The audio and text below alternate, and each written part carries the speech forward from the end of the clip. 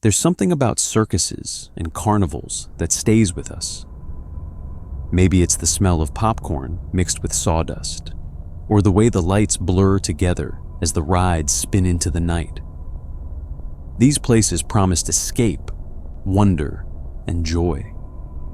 But sometimes, what should have been a day of laughter became something far darker. It was the afternoon of July 6th, 1944, and Hartford, Connecticut was sweltering under a thick summer heat.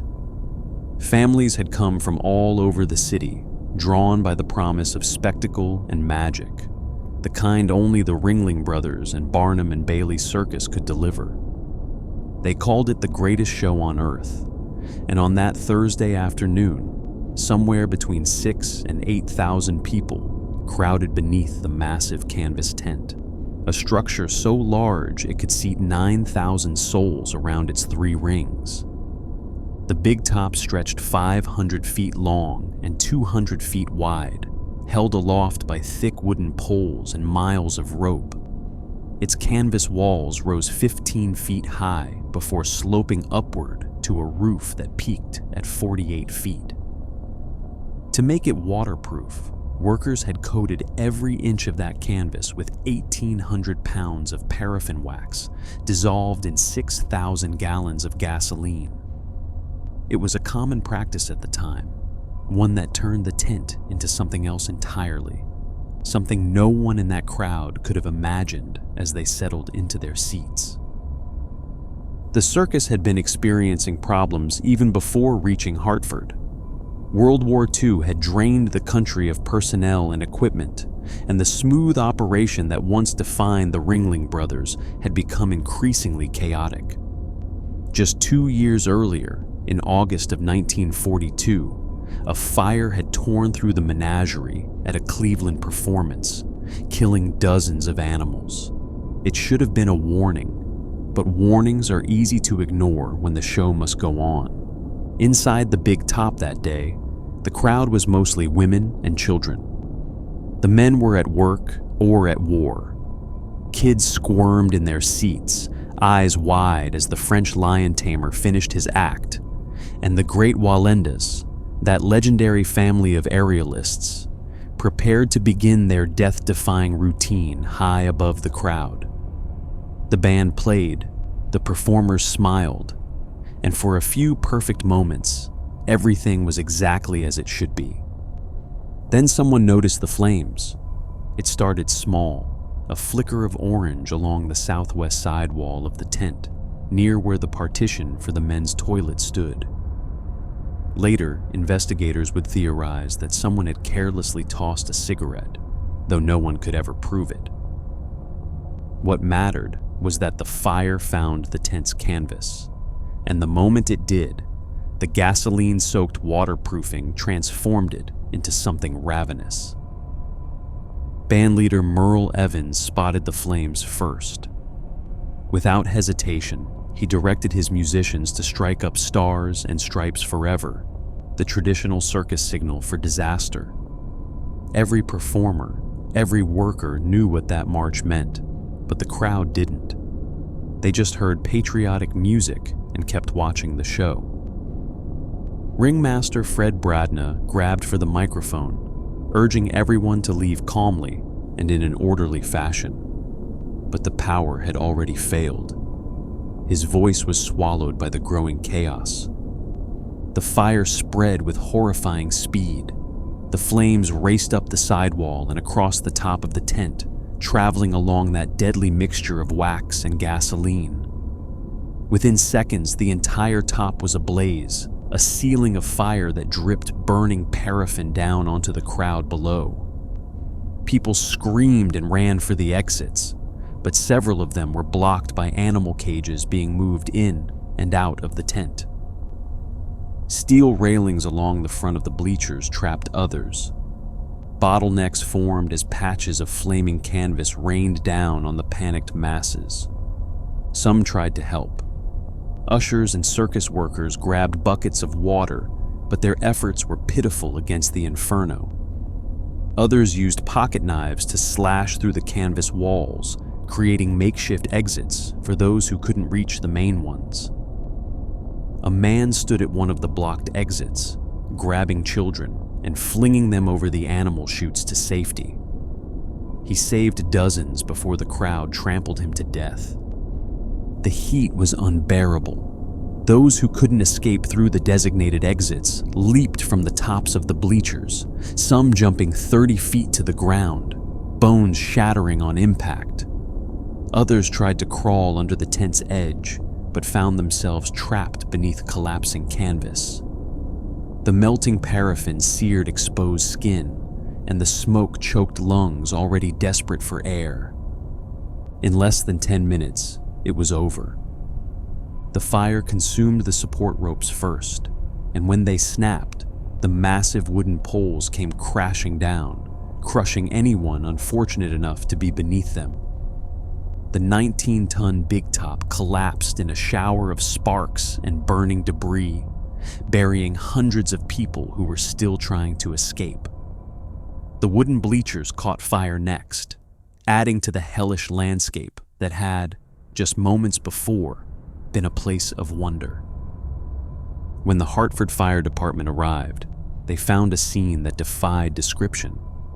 Bodies lay everywhere, some burned beyond recognition, others crushed or trampled or suffocated. The ground was littered with shoes and purses and toys, the sad remnants of what was supposed to be a perfect afternoon. Emergency workers set up a temporary morgue in the nearby armory, laying out the dead in rows so families could identify their loved ones. Of the 167 people who died, more than a third were children. Among the dead was a little girl whose identity remained unknown for decades. She was perhaps 6 years old, blonde, wearing a white dress. Her body was remarkably well preserved despite the fire, and her face became the most recognizable image of the tragedy. They called her Little Miss 1565, after the number assigned to her body at the morgue. For years, investigators tried to determine who she was. In 1991, an arson investigator claimed she was a girl named Eleanor Cook, but even that identification remains disputed. The investigation that followed was swift and brutal. Within 24 hours, 5 circus officials were charged with involuntary manslaughter. The circus accepted full financial responsibility, agreeing to pay whatever the city demanded in damages. Over the next decade, nearly $5 million was paid out to the 600 victims and families who filed claims. Every penny of profit the circus made from the time of the fire until 1954 went to those claims. But accepting financial responsibility wasn't the same as accepting blame for what happened. The investigation revealed negligence at nearly every level. The circus fire extinguishers were buried and inaccessible in a storage unit. Fire trucks sat more than a quarter-mile away from the tent.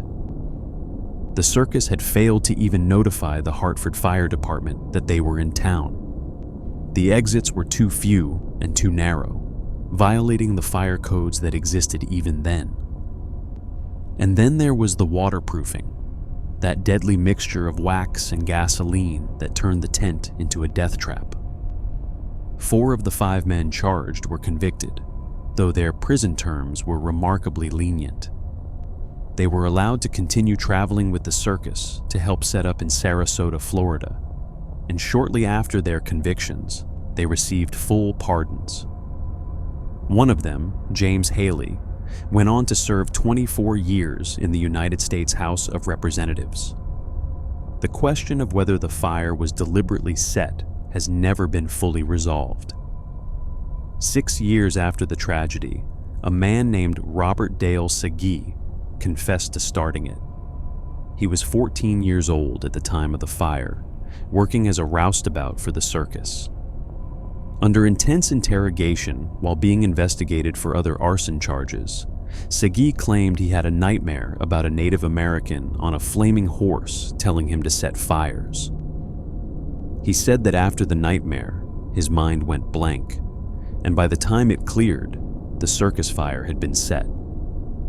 Segyi was convicted of unrelated arson charges and spent decades in prison, but Hartford investigators raised serious doubts about his confession. He had a documented history of mental illness, and there was no proof he was even in Connecticut when the fire occurred. Connecticut officials were never allowed to question him directly. In 1994, 3 years before his death, Segyi recanted his confession entirely. Many investigators and historians believe the true arsonist, if the fire was indeed set deliberately, was never found. The Hartford Circus Fire changed America. The tragedy sparked sweeping reforms in fire safety regulations across the country. Places of public entertainment were required to install adequate exits that opened outward. Tents had to be made fire-resistant. Emergency lighting and clearly marked exits became mandatory. The circus itself continued to perform, but never again under canvas coated in gasoline. From 1945 until its last tent performance in 1956, Ringling Brothers used fire-resistant materials that could actually protect people rather than incinerate them. In 2002, the Hartford Circus Fire Memorial Foundation erected a permanent memorial to those who died. Survivors still gather there on the anniversary, their numbers dwindling with each passing year, but their memories as vivid as ever. For many, the trauma never truly faded. One survivor, who was 6 years old at the time, said 70 years later that she could still smell the stench of burning flesh. Another, actor Charles Nelson Riley, who was 13 when the fire broke out, rarely attended theater performances for the rest of his life because the sound of a large audience reminded him of that day. The site where the circus tent once stood is now a small field behind a school. There's nothing there to suggest what happened, except for the memorial and the memories of those who survived. But for Hartford, July 6th, 1944 remains the saddest day in the city's history, the day when the greatest show on earth became the greatest tragedy. If the Hartford fire represented the dangers of circus performances themselves, another disaster 2 decades earlier revealed the perils of how circuses traveled. In the early morning hours of June 22, 1918, near Hammond, Indiana, the Hagenbeck-Wallace Circus was making its way to the next town on its tour.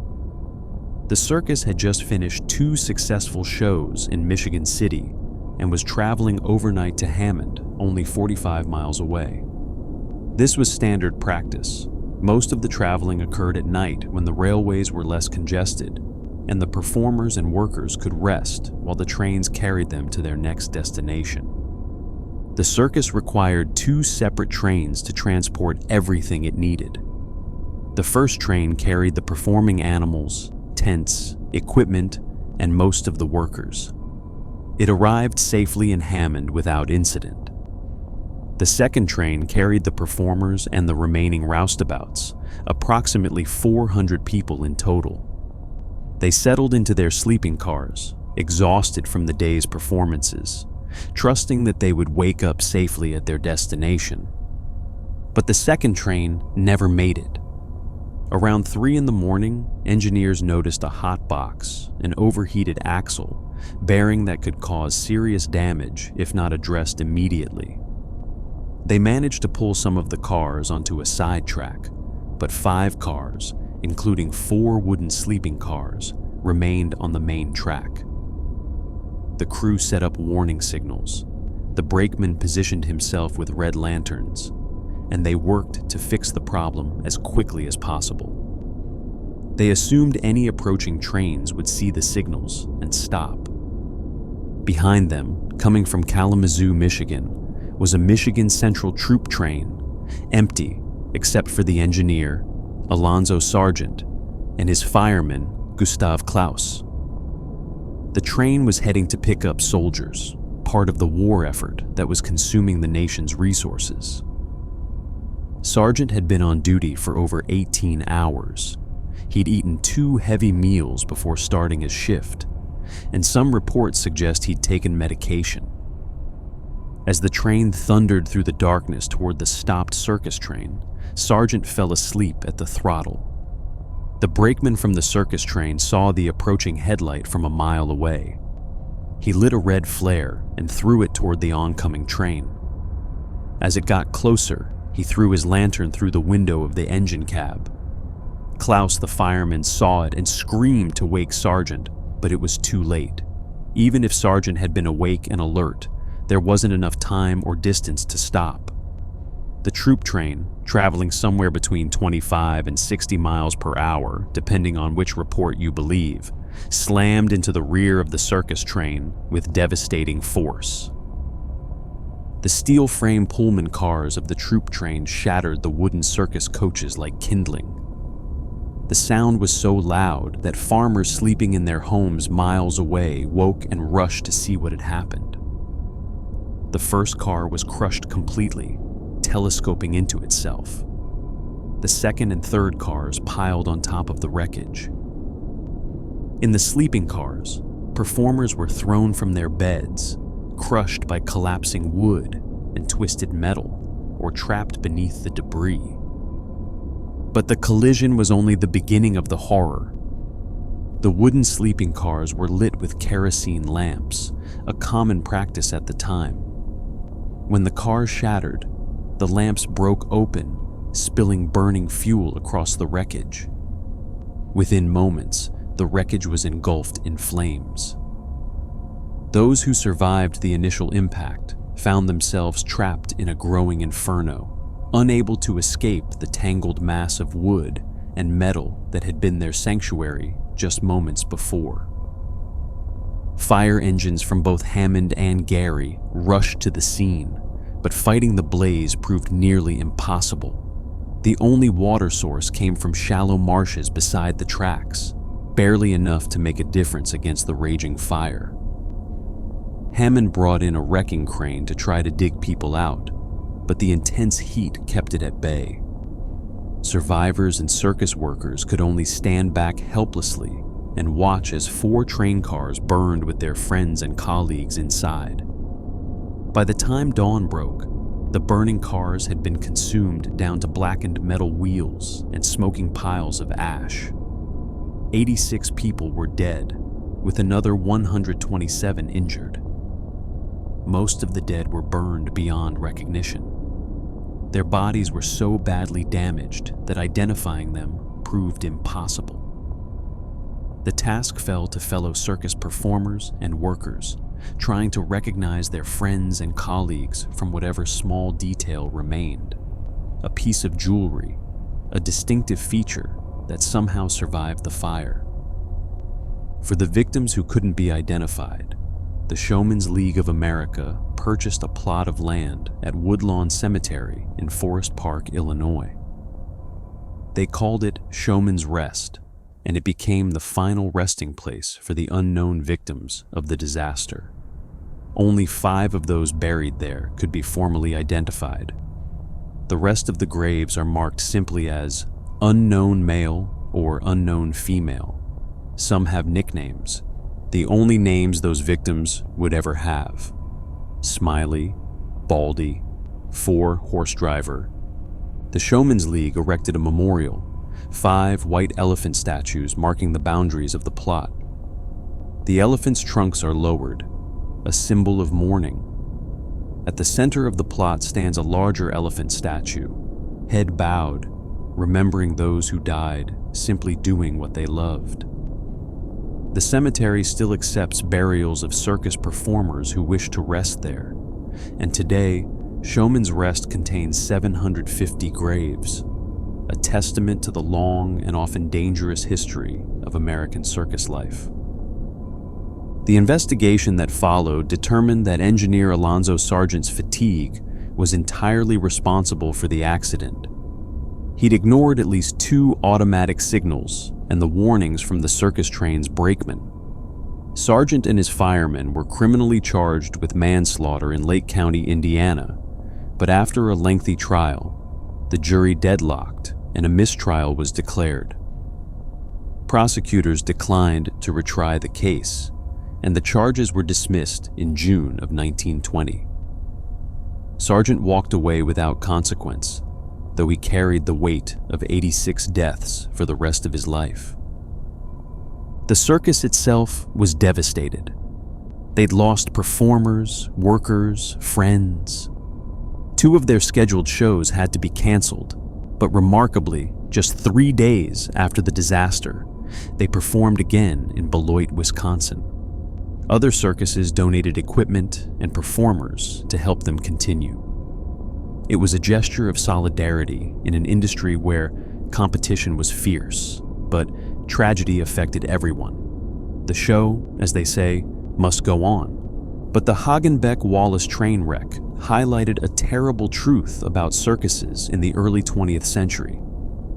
They traveled constantly, covering hundreds of miles between performances, relying on aging equipment and overworked staff. This wasn't their first disaster. In 1903, 2 separate train accidents had killed dozens of performers and animals. In 1913, flooding at their winter quarters had caused massive financial losses. The 1918 wreck was just the worst in a long line of tragedies that plagued traveling circuses. What makes it even more heartbreaking is how preventable it was. If Sargent hadn't been exhausted, if there had been better oversight of train conductors, if the circus cars had been made of steel instead of wood, if they hadn't been lit with kerosene lamps, so many things could have been different. But this was 1918, and the push for profit often outweighed concerns for safety. It would take many more tragedies before regulations truly changed. Nearly 40 years before the Hagenbeck-Wallace disaster, on June 16, 1883, a different kind of tragedy unfolded in Sunderland, England, one that involved no fire, no train, no spectacular collapse. This disaster was quieter in its mechanics, but no less devastating in its outcome. On that warm June evening, the Victoria Hall was hosting a special children's variety show, a performance by traveling entertainers known as the Fays, who promised the greatest treat for children ever given. Victoria Hall was an impressive building, a massive structure in the Gothic style that dominated the junction of Tord Road and Laura Street. Built in 1872, it could hold around 2,500 people across its ground floor, dress circle, and gallery. It was popular for public meetings and entertainments, the kind of venue where respectable families brought their children for cultural enrichment. The Fays show was aimed specifically at children, and tickets cost just 1 penny, making it accessible to families across Sunderland. Better yet, the show promised prizes for the children, books and toys that would be given out at the end of the performance. The entertainers had gone to local schools, distributing handbills and tickets through teachers, ensuring maximum attendance. By the time the show began that Saturday afternoon, approximately 2,000 children, mostly between the ages of 7 and 11, packed the venue. The show itself went smoothly at first. The Fays performed conjuring tricks, talking waxworks, living marionettes, and their great ghost illusion.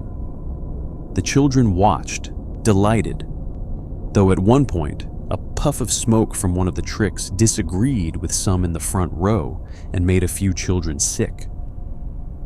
But that was a minor inconvenience. The real excitement came at the end, when the Fays announced that children with certain numbered tickets would receive prizes upon exit. What happened next was predictable, though no one seemed to have anticipated it. As the entertainers began distributing gifts from the stage to children in the lower stalls, the 1,100 or so children in the gallery panicked. They didn't want to miss out on the treats. They surged toward the staircase that led downstairs, a narrow spiral stairway that was the only way down from their section. There were few adults in the gallery to maintain order, and the children pushed and shoved, desperate to reach the gifts before they were gone. At the bottom of the staircase was a door. It opened inward toward the stairs, and someone had bolted it partially shut, leaving only a gap wide enough for one child to pass through at a time. The reason for this was later speculated to be for the orderly checking of tickets, to make sure only children with the right numbers received prizes. But with over 1,000 children stampeding down that narrow staircase, the bolted door became a death trap. Those at the front of the rush reached the door and tried to push through the narrow opening. Behind them, more children came, unaware of the bottleneck forming ahead. The pressure built. Children at the front were crushed against the door, unable to move forward or back. They screamed and cried, but those behind couldn't hear them over the general chaos. The weight of hundreds of bodies pressed down on those at the bottom. Adults in the auditorium realized something was terribly wrong, but when they rushed to help, they found they couldn't open the door. The bolt was on the children's side, and the pile of bodies blocking it made it impossible to force open. The caretaker, Frederick Graham, tried desperately to untangle the pileup, but it was hopeless. He ran up another staircase and managed to divert approximately 600 children to safety through a different exit. But for those already trapped at the bottom of the stairs, there was no escape. Other adults pulled children through the narrow gap one by one, working frantically. Finally, one man wrenched the door completely off its hinges, but by then, the damage was done. Bodies lay 20 deep at the foot of the stairs, children as young as 3 crushed under the weight of others. They died from compressive asphyxia, unable to breathe under the pressure. 183 children died that day. 114 boys and 69 girls, most between the ages of 7 and 10. 100 more were seriously injured. The death toll was so high that businesses throughout Sunderland closed for the entire week of funerals as a mark of respect. The funerals lasted from Tuesday through Friday, a procession of tiny coffins that broke the city's heart. Queen Victoria herself sent a message of condolence to the families and a donation toward funeral costs. She asked to be kept informed about the recovery of survivors. The disaster fund raised over £5,000, equivalent to more than £600,000 today. After paying for the funerals, the remaining money was used to commission a memorial, a marble statue of a grieving mother holding her dead child. It was initially erected in Mowbray Park, opposite the scene of the disaster, before being moved to Bishop Wearmouth Cemetery, where it gradually fell into disrepair and was vandalized. In 2002, the statue was restored and moved back to Mowbray Park with a protective canopy. The investigation that followed the disaster was frustrating for everyone involved. An inquest was held, but it failed to identify who had bolted the door or who was responsible for the decision. This caused a public outcry, and a second inquiry was held, but it too failed to assign blame. No one was ever prosecuted for the disaster. The person responsible for bolting that door remained forever unknown. But while no individual faced justice, the Victoria Hall disaster did lead to significant changes in public safety. The tragedy triggered a wave of legislation requiring all places of public entertainment to have a sufficient number of exits, and those exits had to open outward and be easy to open. This led directly to the invention of push-bar emergency doors, the kind you see in virtually every public building today. The Victoria Hall disaster was one of the first major examples of health and safety legislation, born from the bodies of 183 children who died for want of an outward opening door. Victoria Hall itself remained in use until 1941, when a German parachute bomb scored a direct hit on the building during World War II and completely demolished it. Few mourn the loss of that grim reminder of an earlier tragedy, though several nearby buildings were also seriously damaged in the attack. Today, the memorial stands in Mowbray Park, a reminder of what happens when safety takes a back seat to convenience. The children of the Victoria Hall disaster died not because of fire or structural failure or mechanical malfunction. They died because someone made a decision to bolt a door, creating a bottleneck that turned a children's entertainment into a mass casualty event. It was a simple, preventable tragedy, which somehow makes it even worse. Fast forward to 1972, to Battersea Park in London, where another amusement ride became the site of catastrophe. The Battersea Park Fun Fair had opened in 1951 as part of the Festival of Britain, a nationwide celebration designed to lift the spirits of a country still recovering from World War II. The fair was hugely popular, featuring exotic architectural facades and fantastical elements that made visitors feel like they'd stepped into another world. It predated Disneyland by 4 years and is considered one of the first true theme parks as we understand them today. The star attraction was the Big Dipper, a wooden roller coaster that towered over the rest of the park, visible from across the Thames. It was the London Eye of its era, the ride everyone wanted to try. Even royalty rode it. The Duchess of Kent and her children took a spin in its opening year, and members of the Bolshoi Ballet climbed aboard in 1965.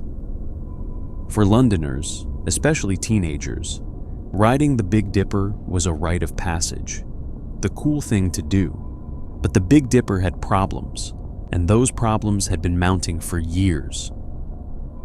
In 1970, a fire damaged large sections of the ride, and rather than replacing everything with new materials, the park bought secondhand stock, some of it more than 50 years old. The structure was deteriorating. The pedestrian emergency walkway was rotted and unsafe. Previous accidents had occurred, including an incident in 1968 where a woman broke her arm, and another in 1971 where a train ran backwards and failed to stop properly. On the evening of May 30th, 1972, the Big Dipper was packed with riders.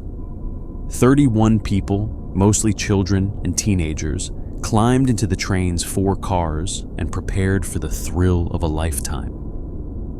The train began its ascent up the first incline, hauled by a cable system that would release at the top, allowing gravity to carry the train through the rest of the circuit. But as the train neared the summit, roughly 50 feet high, something went catastrophically wrong. The haulage rope snapped. The train immediately began rolling backwards down the track. There should have been a safety mechanism to prevent this, a dog brake designed to catch in situations exactly like this one. But the dog brake didn't work. It hadn't been properly maintained, and when the rope broke, nothing stopped the train from accelerating backwards down the incline. The brakeman at the station saw what was happening and tried desperately to stop the train manually, but it was hopeless. The train picked up speed as it descended, passengers screaming and clutching at their safety belts. At the bottom of the incline, the track curved sharply. The train hit that curve at high speed and derailed. The front carriage jumped the rails and crashed through a wooden barrier. The back 3 cars piled on top of it, crushing the bottom car beneath them. The impact was devastating. 2 teenagers and an 8-year-old boy died instantly, killed by the force of the collision or crushed beneath the cars. Those who survived the crash found themselves trapped in wreckage 40 feet above the ground. One girl, terrified and trying to uncover a friend from the fallen debris, leaned against what she thought was a sturdy wooden railing. It wasn't.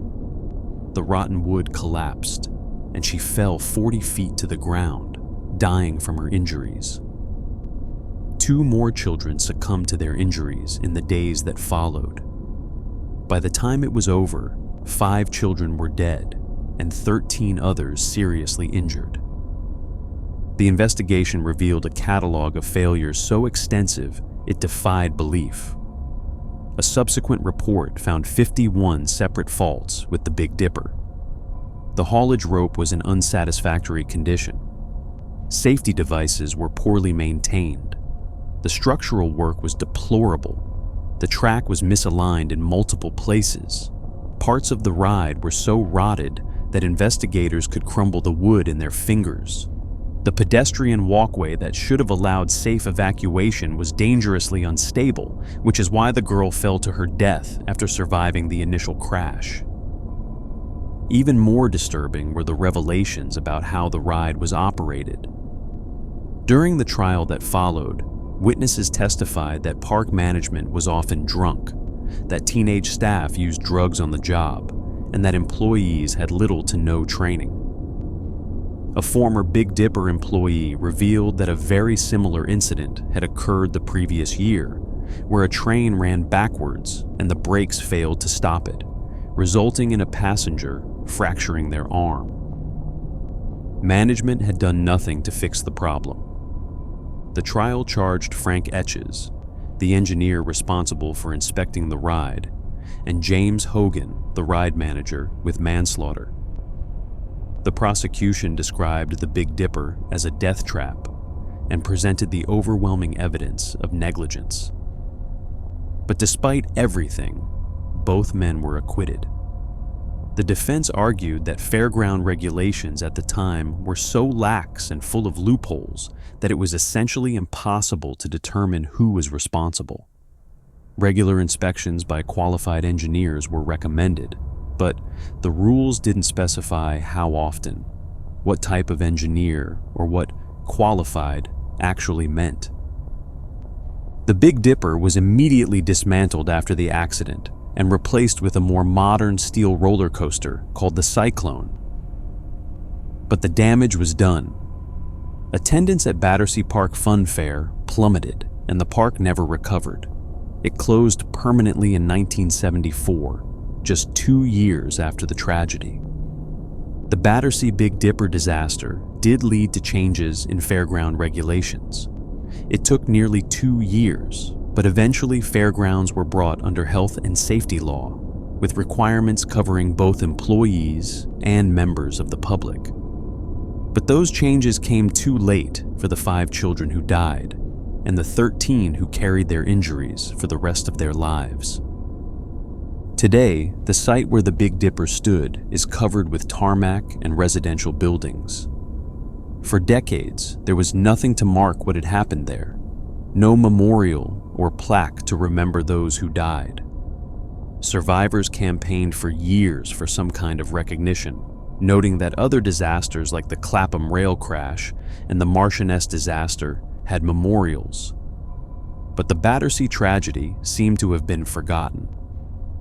Finally, on the 50th anniversary in 2022, a cherry tree was planted near the fountains in Battersea Park as a memorial to those lost.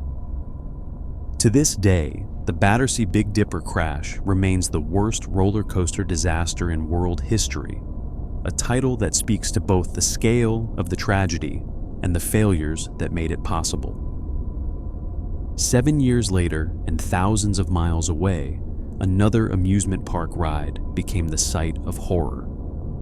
On the evening of June 9th, 1979, Luna Park Sydney in Milsons Point, Australia, was bustling with families enjoying a Saturday night out. One of the park's oldest attractions was the Ghost Train, a ride that had been there since 1935, taking passengers through a dark tunnel filled with jump scares and special effects. The ride promised the creepiest spine-tingling ride of your life, and the entrance was marked with a door reading Hell's Doorway.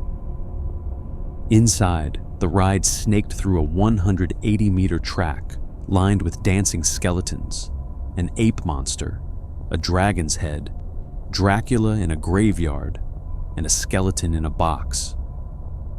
Most of the journey was in pitch darkness, adding to the thrill. The ride also featured a fake fireplace, which witnesses would later say was where the actual fire originated. Just after 10:15 that evening, a group of children and young teenagers boarded the ghost train. Among them were 4 students from Waverly College, all around 12 to 13 years old: Richard Carroll, Jonathan Billings, Seamus Rahilly, and Michael Johnson. Just ahead of them in the queue was John Godson with his 2 young sons, Damien and Craig. John's wife, Jenny, had stepped away from the line to buy ice creams. She planned to meet them after the ride. The cars entered Hell's Doorway and disappeared into the darkness. Minutes later, smoke began pouring from the building. At first, park staff dismissed it. The ghost train's usual attendant wasn't on duty, and the ride was known for its smoke effects. But as black clouds billowed from the entrances and exits, it became clear this was no special effect. By the time someone realized what was happening and called the fire department, the ghost train was fully engulfed. Firefighters from Crow's Nest and Neutral Bay arrived to find the building consumed by flames. They quickly set up hose lines at the front of the building and positioned 2 turntable ladders at the edges to act as water towers. More stations were called in to draft water from the harbor, along with headquarters' breathing apparatus van. Firefighters were concerned the fire would spread to the Big Dipper overhead and the adjoining river caves, and it did briefly catch. But water from the aerial appliances extinguished those outbreaks before they could take hold. The problem was the ghost train itself. The building was constructed of highly combustible materials, and there was no sprinkler system despite recommendations that one be installed. The intense heat and flames prevented firefighters from entering the structure to attack the fire directly or conduct a search for victims. All they could do was pour water on the exterior and wait for it to burn itself out. It took just over an hour to send the stop message. But the real work was only beginning. Firefighters had to wait until the mass of hot metal and smoldering timbers cooled enough to search for victims. It took over 6 hours to carefully remove the debris. When they finally did, they found 7 bodies: John Godson, his sons Damien and Craig, and the 4 Waverly College students. All had died from carbon monoxide poisoning, or burns trapped inside the ghost train with no way out. Jenny Godson had been buying ice creams when the fire started. By the time she realized what was happening and ran to the ghost train, her husband and 2 young sons were already dead. The investigation that followed was controversial from the start. A coronial inquiry was established under Coroner Kevin Anderson, who severely criticized Luna Park's management. The park had been warned repeatedly about the fire risk. In 1977, a design consultant had advised them to install a sprinkler system in the ghost train. They didn't. In 1978, the local council and fire brigade had given them 2 years to adopt 10 fire protective measures. By May of 1979, those measures still hadn't been implemented, but the park was granted another 12 months to comply. The fire occurred just 1 month later. Coroner Anderson found that while Luna Park's management and staff had failed in their duty of care toward patrons, the failure was not severe enough to support charges of criminal negligence. no one was held criminally responsible for the 7 deaths. But that was far from the end of the story. In 1987, the National Crime Authority reopened the investigation. They didn't find new evidence, but they did determine that the original police investigation had been inadequate and the coronial inquiry ineffective. Questions lingered about what really happened that night. Over the years, allegations emerged that the fire wasn't an accident at all. Some witnesses reported smelling kerosene near the ghost train before the fire started. Others claimed to have seen a motorcycle gang discussing the use of kerosene and matches.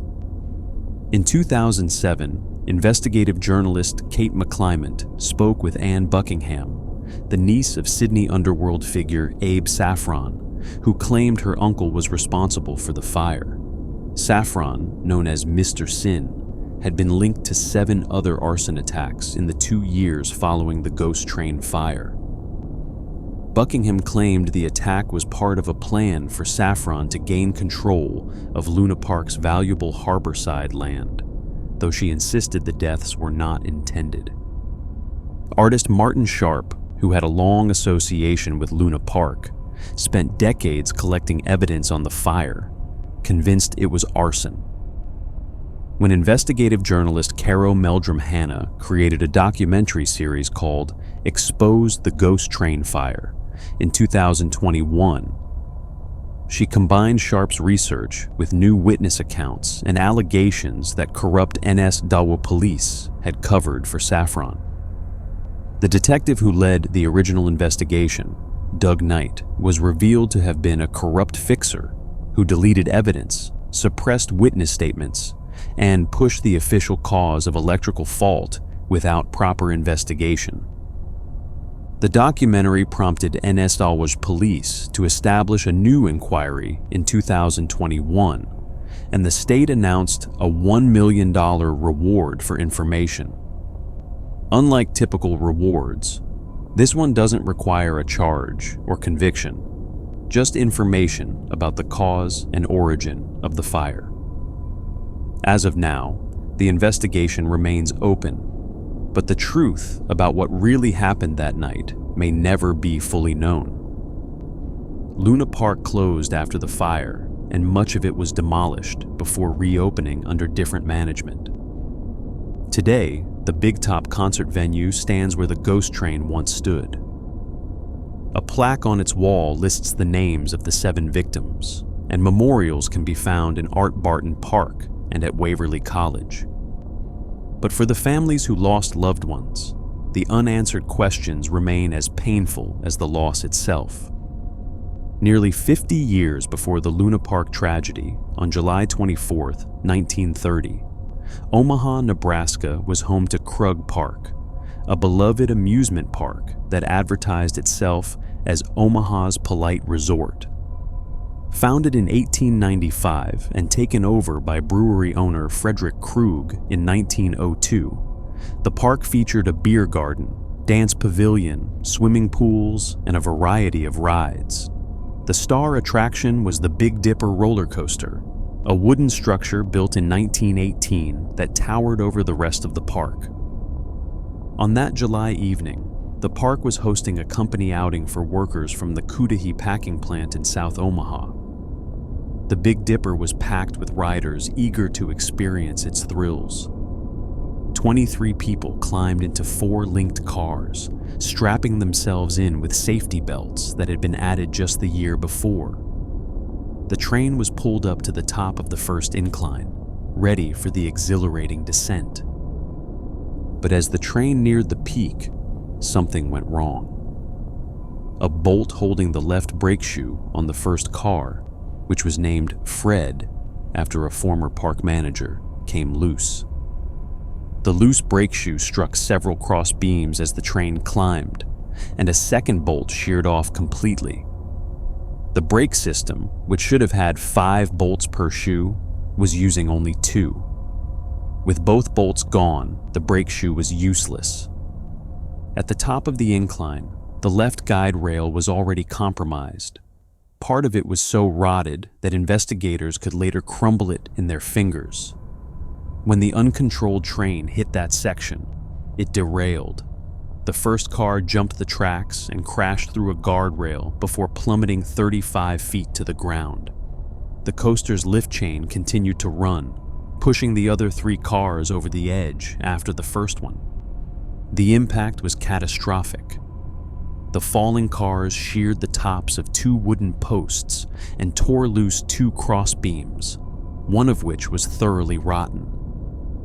People were crushed beneath the cars, trapped under tons of wood and metal. Others were thrown from the cars on impact. The screams from the Big Dipper cut through the sounds of enjoyment elsewhere in the park, and within moments, chaos erupted. 4 people died from their injuries.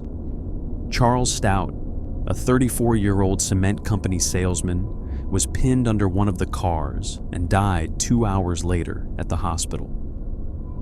Ruth Farrell, a 15-year-old student at South High, was crushed to death instantly.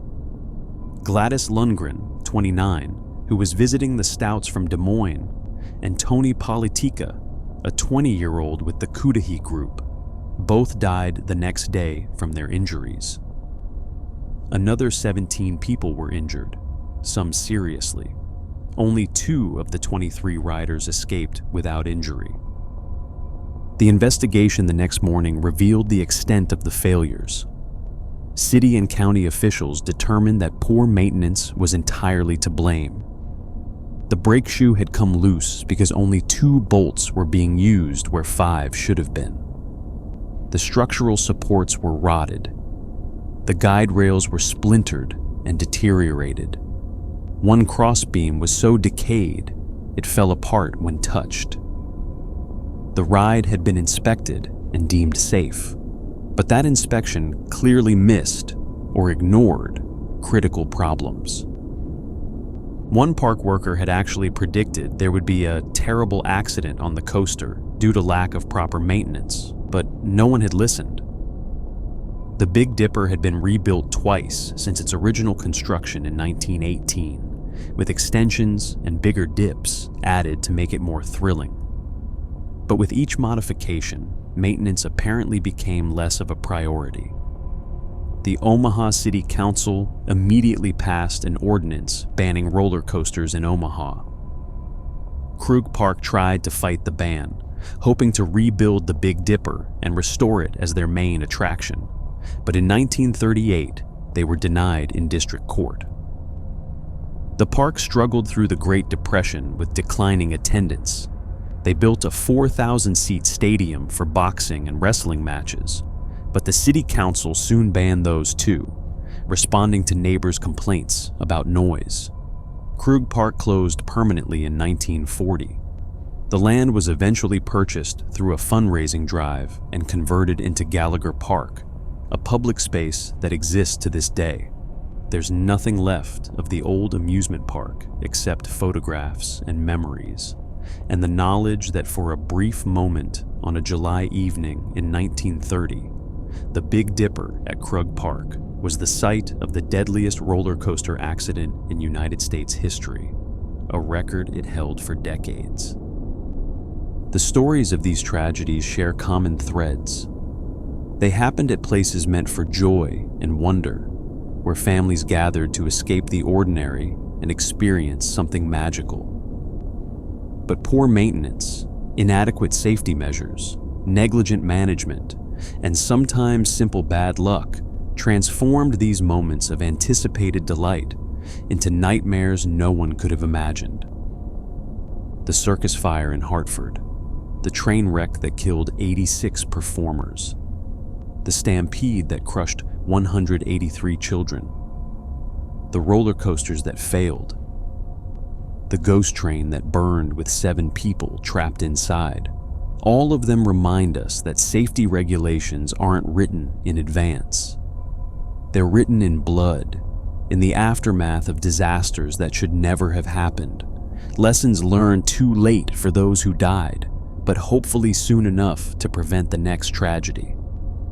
If you've enjoyed learning about these haunting chapters in the history of entertainment, please consider liking this video and subscribing to the channel. It helps us continue bringing you stories that deserve to be remembered, even when they're difficult to hear.